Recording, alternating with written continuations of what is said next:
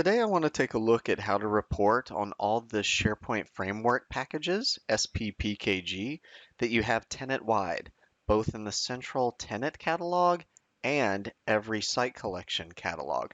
Now in a large company, you may have site collection level catalogs deployed in many site collections. Those are delegated out.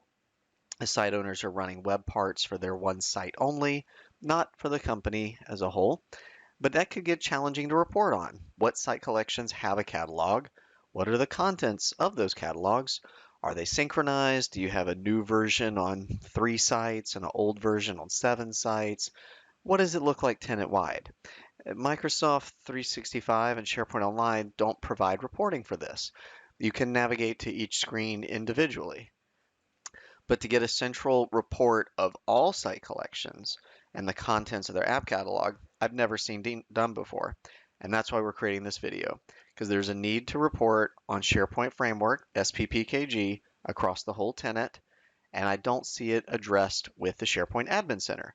So we're going to fix that today, and we're going to address that with our own PowerShell scripting. Here we're taking a look at a PowerShell script that will open a connection to the tenant endpoint, and it will look for the tenant app catalog URL and then get the contents of that particular catalog and bring those contents together into a global variable. Now this is at the tenant level, which is pretty easy, and Microsoft does a lot of reporting on already. If we take a look, we can see that in the SharePoint Admin Center, we already have Manage Apps. And it does list out the different packages that we have deployed, and these are for the entire tenant. This is SPO tenant-wide, available to everyone. So these are your tenant-wide ones, and that's something that's addressed pretty well with what Microsoft gives us, and it's addressed really well with the PNP commandlets. But what about the site collections? What about all those other ones? Are we covering all the extra scenarios? Well, to get through those, we're going to need extra code and some extra scripting, but we can totally do it. Easy stuff. So here, we want to go through and look at all of the different sites that are in the tenant, and we want to open those individually and go ahead and find anybody that has a site collection app catalog. That's where this command comes in. This is the site collection URLs that have a catalog. Now, not all site collections are going to have a catalog, of course, but which ones do? Now we can get a count, we can get a list on which ones do. And from that, we're going to go ahead and start working through what the contents are. So we have the tenant itself, we have the site collections, and we've put all of that into an array. So now we're ready to loop and discover the SPPKG contents, what's inside the catalog. So with all this in place, we'll come down a little further. We're going to connect to each individual site collection. We're going to get the list items with a few properties. And this is really going to be the SPPKG enumeration, which files are out there. As we loop through them, we're going to get some file level details. This is really from a document library file perspective. You know, what's the SPPKG's file name?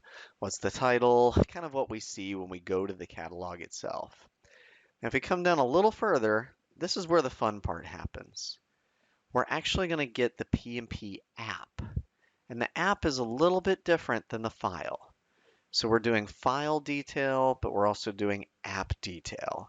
And the reason we're going to bring in both is it gives us everything that we need to successfully support our SharePoint Online platform.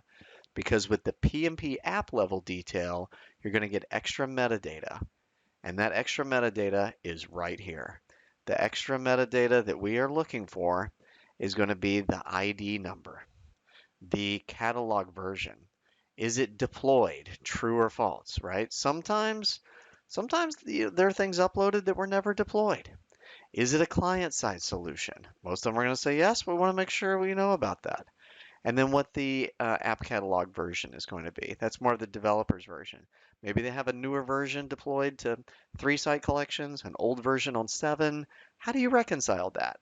You know, if you're managing 100, 1,000, even more site collections, how do you know which ones have the latest version deployed? can you even prove it? You'd have to go navigate to each site one by one.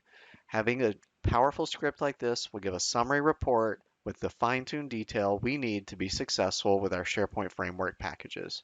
Let's go ahead and run the script and check the output. First thing it'll do is come in for a login prompt. Now this does support multi-factor authentication, so if you have MFA or phone pop-ups, fully supported. As the script processes, you'll see the URLs enumerated for all the different site collections, and you'll see a number that shows how many site collections that it's going to be looping. This is how many site collections we are going to be looping. And that's displayed at the header. And then the detail of the site collections themselves. This is going to be the site collection URL. We're collecting all of that detail.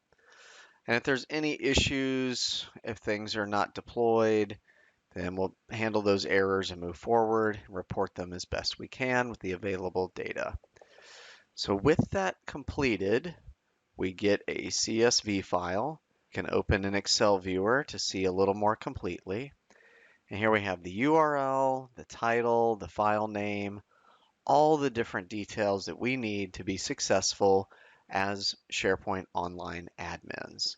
Now it's interesting, I'll note there's one gap in this report, and that gap is a solution that is not deployed.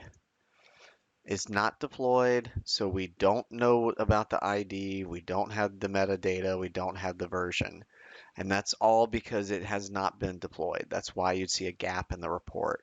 But otherwise, we get all of the great detail of the site URL, the SPPKG file name, which is matching to the file URL.